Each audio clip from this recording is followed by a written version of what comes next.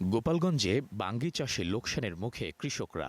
জ্বালানি সংকট সহ নানা কারণে এবার পাইকারদের আনাগোনা কম, তাই খেতে আর আড়তেই নষ্ট হচ্ছে বাঙ্গি। কোটালীপাড়ার কলাবাড়ি গ্রামের লিপিকা হাজরা গত বছরের মতো এবারও লাভের আশায় জমিতে বাঙ্গি চাষ করেছিলেন, তবে দাম না পাওয়ায় হতাশ তিনি। একই অবস্থা উপজেলার হিজলবাড়ি, কুমুরিয়া, বুর্গিয়া, কালীগঞ্জ, কলাবাড়ি, রাজাগঞ্জ, ডুমরাসুর, শশাবাড়ি গ্রামের অসংখ্য কৃষকের। তারা বলছেন, জ্বালানি সহ নানা সংকটে এবার পাইকারদের আনাগোনা কম হয়েছে, তাই বিক্রি নেই বললেই চলে। মাঠ আর আড়তেই নষ্ট হয়েছে অনেকের বাঙ্গি।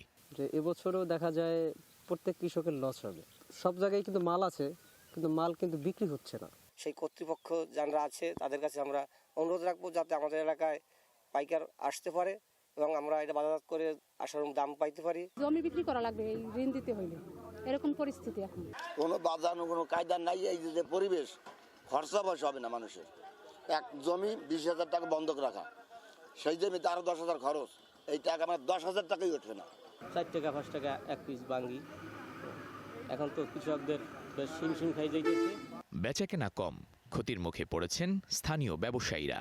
গত বছর এই বাঙ্গির দাম ছিল 8,000 10,000 টাকা শ, এবার হলো 4,000 3500 2,000 টাকা শ। কৃষক কোনো টাকা পাবে না, অর্ধেকের 3 ভাগের 1 ভাগ টাকাও পাবে না। আমরা যারা আড়তদারকে পয়সা করেও পাবো না, কিন্তু আমরাও শেষ, কৃষকও শেষ, সবাই শেষ। তবে ক্ষতি পুষিয়ে নিতে চাষিদের নানা পরামর্শ দেওয়া হচ্ছে বলে জানালেন এই কৃষি কর্মকর্তা। মাঠ থেকে যারা ফসল সংগ্রহ করত তারা যদি আসে তাহলে এই অবস্থার সংকটের সুরাহা হবে।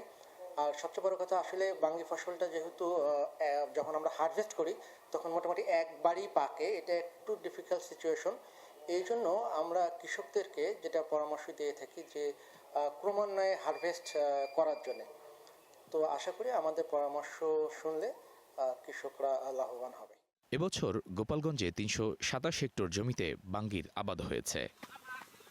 Nurul Alam Faisal, star news, Gopalganj.